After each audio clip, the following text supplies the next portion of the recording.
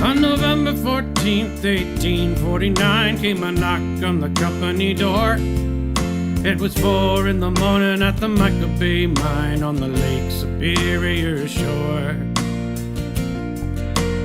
Bonner was the name of the company man, and he didn't seem too surprised to see Allan MacDonell and Chief Little Pine and their friends with their guns and knives. It was windy and cold on November 14th, it was 1849. Little Pine and Allan MacDonell shut down all the digging at the Mica Bay mine. Whoa!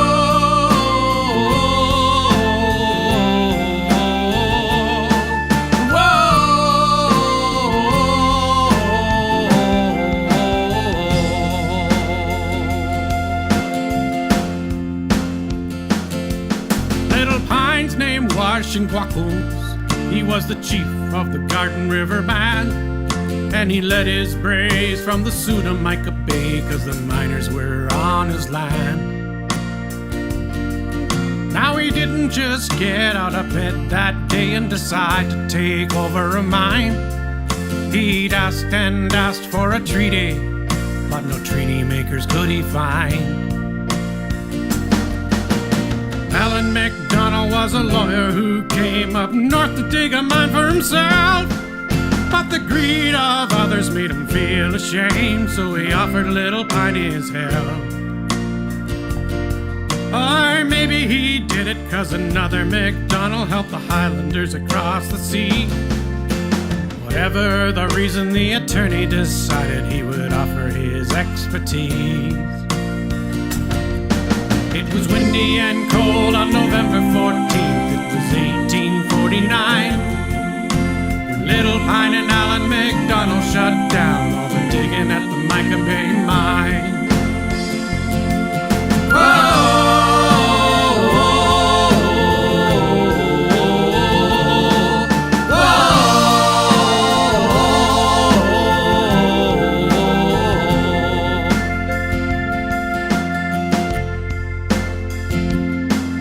When daybreak came at the Mica Bay mine, the workers and their families heard Bonner say, "Look at this pretty sunshine, and by the way, we're about to leave."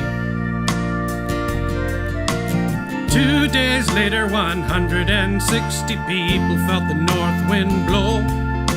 They sailed on a schooner bound for the Sioux as Little Pine watched them go.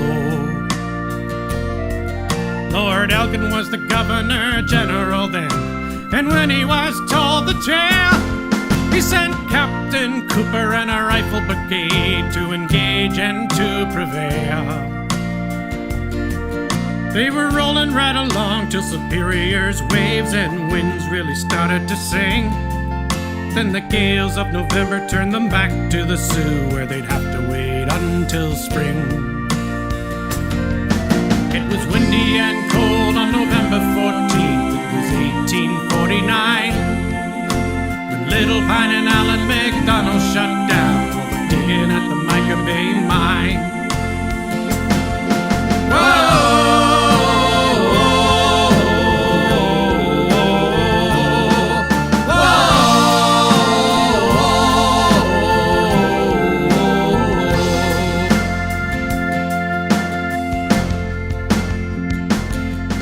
On December the 4th, 1849, 8 men turned themselves in. Shingwaukonse and MacDonell and 6 other guys were jailed in Toronto, and then they were released and sent back home when the Chief Justice decreed that since MacDonell was his relative, they'd been arrested illegally. Some papers pointed out Little Pine was a veteran of the War of 1812. Some papers said the mining wasn't right, but then you can't unring a bell.